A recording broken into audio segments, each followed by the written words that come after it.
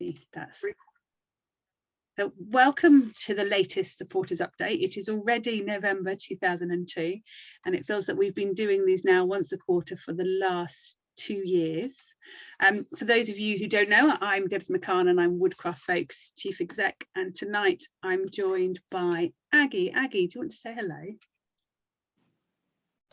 Yes, hello everyone. I'm Aggie, the Chair of General Council.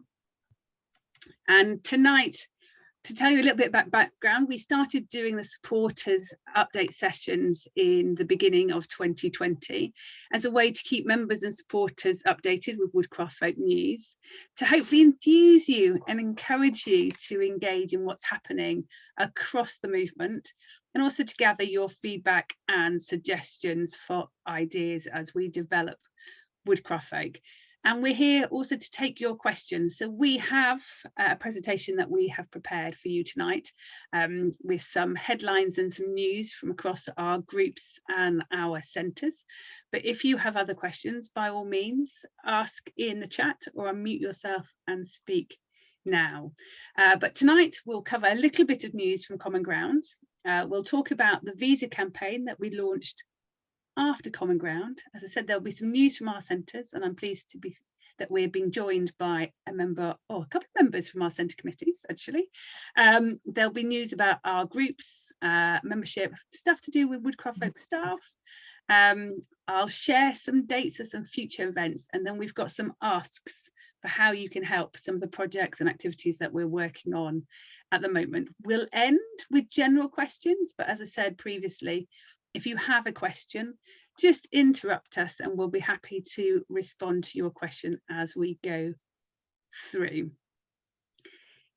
Now, Aggie, I've forgotten, I'm doing Common Ground. Am I doing Common Ground? You doing Common Ground?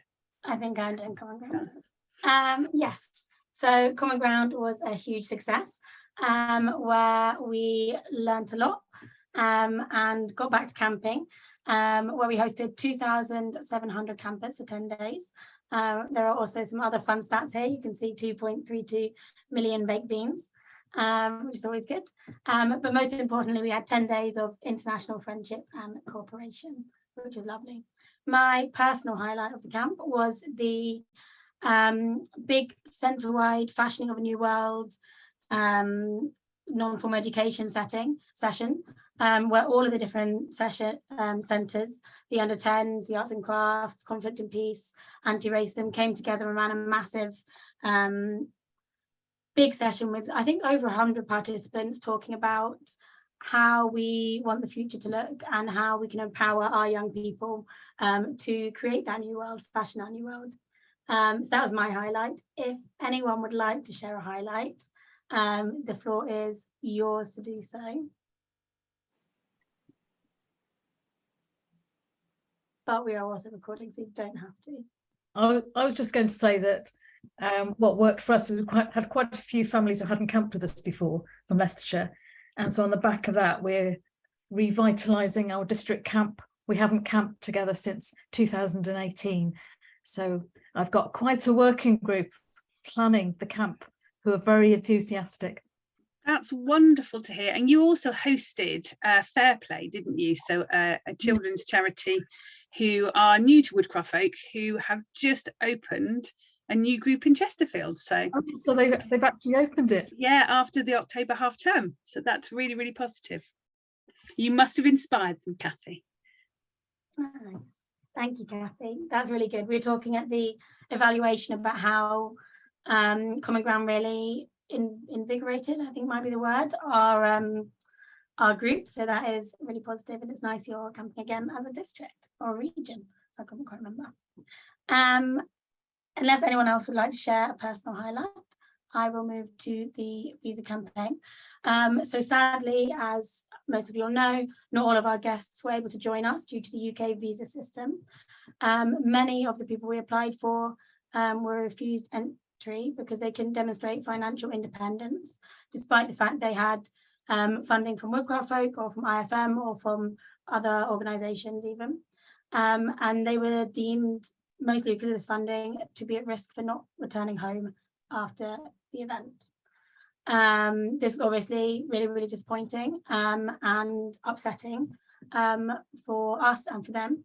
And so Woodcraft Folk is calling upon members to write to their MPs as we work with the National Youth Agency for changes to the system and a greater recognition of cultural education and youth work.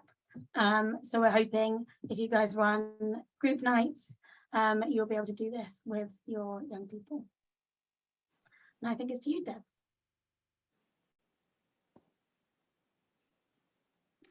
Sorry, I managed to mute myself at the same time. So one of the things we're working on at the moment is trying to address the financial barrier for participating in Woodcraft Folk. So for Common Ground, we were able to provide reduced places using the Roger Pickering Solidarity Fund and supported 150 young people to come along to Common Ground. We're about to launch some access funds to support people to participate in Venture Camp in 2023, but also to participate in the DF events and the Centenary Camp in 2025. Earlier this week, many of you would have been emailed about the Christmas challenge that we are participating in. That gives us an opportunity to attract match funding to any donations asked. Caroline, if you've got a question for us, my computer's telling me raise your hand. Go for it, Caroline. Can you hear me? I can, yes. Yeah. I just wondered, do you have a letter that we could send out to our MPs? Yes, we have. I'll ask Aggie to put it in the chat. So we've got an article on our website which also has links to a template letter that you can share to your MP, and it has all the background information about how many visas we applied for and why they were rejected. So yes, we do, Caroline. So I'll ask while I'm chatting if Aggie can put that in the chat. Okay, excellent. Thank you. My pleasure. Other things, Centre News. We're really excited. Lockabrook, and I'm really pleased Kathy's here actually, has achieved the Learning Outside the Classroom Quality Badge.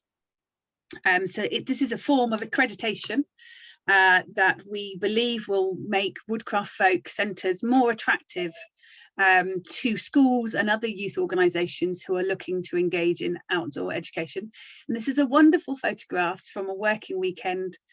I'm going to say earlier in this year, but it might have actually been late last year. And Lockabrook, I believe, this weekend is having a working party. Or is it next weekend, Kathy? Weekend after this one, so a week and a half away. Yeah, I heard it was starting on a Wednesday. Is that right? Oh, well, Ian and Mark are going up on Wednesday to start building the third phase of the fence to stop children falling down a great big drop. Yeah, stopping Christmas on Friday. Excellent. Okay, so a week on Friday there will be a working party at Lockabrook. We're really pleased with the centres. In terms of bed nights, they've very, very quickly returned to pre-pandemic levels. So we had over 26,000 people staying as of the end of September, and by the end of this year we're hoping that will be closer to 29,000. So that is really good. Let me just let some more people in. I think that's omitting everybody. If not, Aggie, can you have a look? And other things about the centres is this summer, or next summer even, August 2023, Biblins will be hosting Venture Camp. And we're really pleased that this year, or in 2023, we'll be broadening the invite list to venturers and including venturers who are age 16, as we recognise that due to COVID, we're a little out of sync on our traditional pattern. So if you know any 16-year-olds who would like to come to Venture Camp, watch this space. Bookings will open in January. There is a public planning meeting next Thursday, and the details for that are on our website on the calendar page. So anybody who's interested in finding out more or who wants to be involved in the planning is invited to come along, and that I think is at 7 o'clock next Thursday, but it's definitely next Thursday evening. Other news is about new groups. So when I wrote this, we had Glossop, which is also not very far away from Woodcraft Folk, opening Hastings and St Albans. Chesterfield, I said before the end of the year, but they started the week after half term, so literally like a week ago. So that's really pleased. We've not had a group in Chesterfield since I think the 1980s, and we are seeing a step increase on the number of inquiries of new groups across the whole of the country. So Plymouth seems a long way down south, as does Redruth even further. Right up to the last inquiry this week was from the Isle of Arran, so covering the four corners of the UK. So the membership and programmes team are working very closely with those groups to try and attract a core group of volunteers so that we can support them to reach more children and young people. Yep. Can I just check? My daughter was at Common Ground, started talking to, name's gone completely, who's on General Council, about starting a group in Hebden Bridge, which of course is the next town to Todmorden, and she's just buying a house in Todmorden. I'm just wondering whether, how do we put people in touch with each other if they're involved? So we would encourage them to email membership@woodcraft.org.uk. And if they do that, then the membership team, so Natalie and Grace, will marry people together. So as we collect inquiries from people, we go, are you happy for us to share your contact details with other people in your postcode area? And then we try and create that little dream team of 4 to 6 people to get the group off the ground. There is also an inquiry form on our website, but it's probably easier just to email membership@woodcraft.org.uk. Excellent. My pleasure. Right, project news. I'm going to just check. So the big news is our Green Influencers project, which at the last supporters update we reported had been extended by the funders, so we've been given an extra 6 months funding. It was recognised and highlighted as an example of good practice by Ofsted when they visited one of the Co-op Academy Trust schools that we've been working in. So we are really pleased, as are the Co-op Academy Trust, and we're hoping that we can do more work with them over the next 9 months of the project, and hopefully look at opportunities to attract more funding. The Green Influencers project, for those who don't know, involves supporting 10 to 14-year-olds in designing and delivering their own green social action project. So the most recent one has been creating a peace garden in the local community, but they've been involved in a whole host of things, from doing energy efficiency savings within their school, litter picking, tree planting, doing some volunteering in their local city farm, all sorts of things. But that has been a really great way of taking Woodcraft Folk values into the Co-op Academy school network and trying to attract more young people to engage in our programme. We've also recently, only at half term, hosted the latest Camps for All residential. The Camps for All programme of activities is trying to attract young people who don't attend a traditional group and give them an opportunity to have a Woodcraft Folk residential. We've now been running these for 12 months, and we have dates in the diary for camps at Lockerbrook, Highgate, Cudham and Biblins throughout 2023. And I'm sure that you've seen that on our social media. The other latest project is our MPAC project. This is an international project working with the IFM and various member organisations across Europe. It's been looking at how we do good quality online youth work and the lessons that we've learned from COVID. It started this last weekend in Berlin, with members coming together to share their experiences of COVID and what they feel is good practice with online engagement. But it was beautiful because they were together face to face. And very sadly, our Reignite project, which is funded by the Jack Petchey Foundation, is coming to an end in December. Irene has been working with districts across London for the last 12 months to help them recruit new volunteers and re-engage families whose engagement with Woodcraft Folk got disrupted by the pandemic. And that project has seen 3 new groups open. One in Tooting, I believe actually maybe 4, maybe there's one in Southwark. Linda is on the call, maybe she can confirm that, and 2 in White City, which is near Ealing, in Hammersmith and Fulham. That's a very quick whistle-stop tour of projects. I then want to tell you a little bit about staff. So as we celebrated the end of Common Ground, we said goodbye to Paulina, who we employed to project manage Common Ground. Paulina has gone on to work for a charity providing financial support to families in need across Leicestershire. We're also saying goodbye to Andy Taylor, our head of centres, who will be leaving at the end of November. However, we were able to keep Millie, who worked on the Common Ground camp, and she has now joined us as an events assistant and is supporting with Venture Camp and Camp 100 and a few other events like the Camps for All events. Grace, who's been doing the maternity cover for Leanne, will also be leaving at the end of December, but it's not all about people leaving. There are some new starters. So a new face that you will get to know, and for those of you who are involved in centres, you'll get to know quite well. So Felix will be joining us on the 28th of November, replacing Andy. Felix has a long history in outdoor education, and I'm also, as a child, was involved in Abergavenny Woodcraft Folk with the sort of Elfins and Pioneers there, and is a trustee of the Learning Outside the Classroom organisation, who have recently given us the quality mark. Leanne is still on maternity leave, but she will start to make a part-time return in January, looking to be full-time with us in April 2023. So we'll all be really pleased to have her back in the team. At our recent staff conference in September, we were delighted to meet Luna and Lennox, her two babies that she had in March.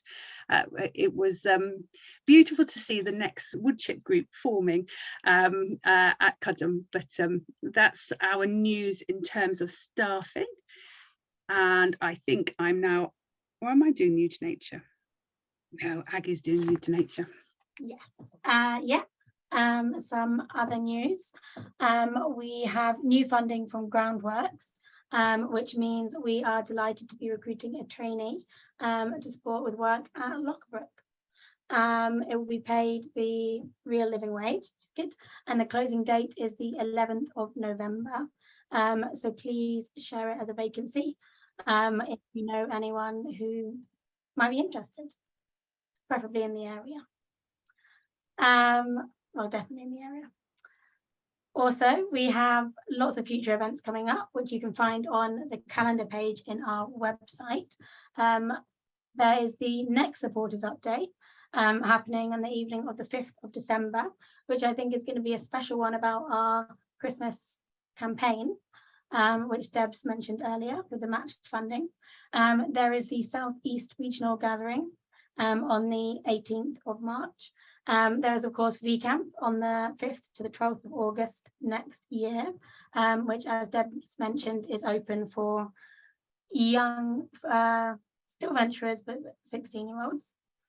And then we have our Centenary Camp, which is no longer called Centenary Camp, but Camp 100, happening in 2025, which we are starting to think about and had a nice meeting for this weekend. We can now confirm the dates after the planning meeting, and that will start on the 27th of July in 2025. I've got that right, haven't I? Excellent. Thank you. I just ask, so yes. Camp 100, is that a national camp or an international one? It will be an international camp, but it won't be an IFM international camp. So we will be seeking to invite our international partners, but it will be a Woodcraft Folk camp rather than an IFM camp. Yeah, because it is our 100th birthday, isn't it? Because it's our 100th birthday, yeah, absolutely. And it will be at Kelmarsh Hall, and we have just come from Lockbrook, where we have been doing the evaluation and identifying the lessons learnt, recognising that Common Ground's the first time for many decades where Woodcraft Folk has tried to put on a national camp in a field without infrastructure of toilets and showers and buildings and everything else. And there are some really good suggestions that have come through the evaluation. So thank you to everybody who participated in those. And the organising committee is growing. There are still vacancies and still opportunities, particularly to join in with the programme team. We will be looking to recruit town librarians to help build town activities and to help share town resources at the event, but that is in 2025. So look out for the communications that come out from the Camp 100 team. Now I'm going to move on to the section about how you can help. As always, we ask you to share our social media. So whether or not you use Twitter, Facebook, Instagram, please share. Don't ever underestimate the impact of just sharing that news regularly, helping people to understand more about the breadth of what Woodcraft Folk does, both on a local level and on a national level. What we don't get enough of, and I would really ask, is for local groups and districts to share their stories with Lauren, our comms manager. So if you've done a really good group night, or even an average group night, if you've done a residential or done something in partnership with a local organisation, please send us a photo and a quote, because we'd love to shout about it and get some greater recognition and understanding of what happens in a Woodcraft Folk group, and that it's not all about carpentry. In the short term, between now and Friday, if you can promote the New to Nature vacancy, that would be great. We have some applicants, but we would like more applicants for that role, and the deadline for that is the 11th of November, so it's quite timely. The other ask we're asking for people is to approach their union and ask them if they will affiliate to Woodcraft Folk. This generates not only a new relationship where maybe we can join forces on a campaign, but also generates unrestricted income that can support the activities of Woodcraft Folk, whether or not that's training volunteers or whether or not that's supporting youth-led campaigns. As always, we love to camp. So joining one of the camp organising teams would be great. The V Camp organising team have their public meeting next Thursday, and the Camp 100 will be advertising various volunteer roles over the next few months. And then the last ask is, if you feel able to donate to the Christmas challenge, we will use those funds to support children and young people to participate in our residentials. So I'll tell you a little bit about trade unions and then I'll come back to the Christmas challenge.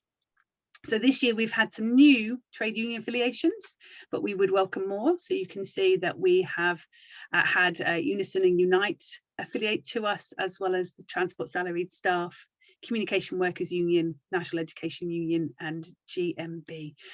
We have unions affiliate both on a national level, regional level and a local branch level. So even if you see your union there, we can provide a standard motion for you to approach your branch. It's a really big ask, and if we approach the branch one, we will talk to you in your local district about whether or not those funds go into the district account or into the national account. We're more than happy to support local fundraising through trade union affiliations, and CC at fundraising@woodcraft.org.uk can assist with that, but there is more information being added to our website.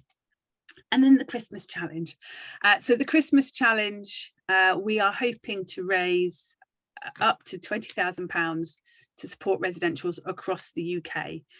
We are getting much match funding from the 4 Acre Trust, and donations will begin from the 29th of November. The challenge in terms of match funding will be open for only 7 days. And when we first put in our application for the Christmas challenge, it was June, which felt really too early to talk about Christmas, but now Christmas isn't that far away, and hopefully all the members and supporters have received a direct email from CC at the beginning of this week. One of the reasons why we're using the Big Give platform is because it enables us to attract this match funding. In June, we ran the Champions for Children, and that match funding was provided by the Childhood Trust, who went on to provide an additional 15,000 to support food at Common Ground for school-aged children. This time the funding is from the 4 Acre Trust. So we really appreciate your support with the challenge. sharing the social media posts through your networks. But if you feel able to make a contribution, that would also be most welcome. And that's the end of our prepared presentation. So it's about whether or not you have any questions for Aggie and I. I am happy to leave the recording, but if people would rather me switch the recording off to ask their questions, I'll give it a minute and then we'll see how we feel.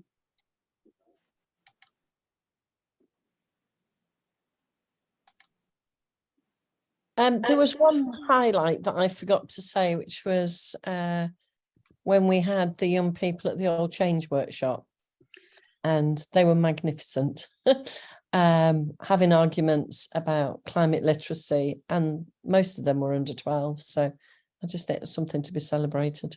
Was that the All Change workshop at Common Ground? What did I say? I meant Common Ground. You said All Change. You did say All Change. Oh yeah, sorry, yeah. Anyway, yeah, it was very good.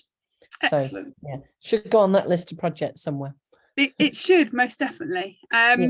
One of the lovely things about Common Ground was we had a day where we invited funders and partners to come and witness Common Ground, and we asked some pioneers and venturers to volunteer to be tour guides. And at the end of the event, a 10-year-old turned round to one of our guests to say that she'd found them inspiring. And then our guest turned around and went, no, you're inspiring. You are our future. And I'm really impressed by the depth of your knowledge and your commitment. And it was a lovely moment where different generations came together to go, actually, we have an invested commitment to improving the future for all of us. And it was beautiful. I'm going to stop recording in case people feel more comfortable asking their questions without it being recorded.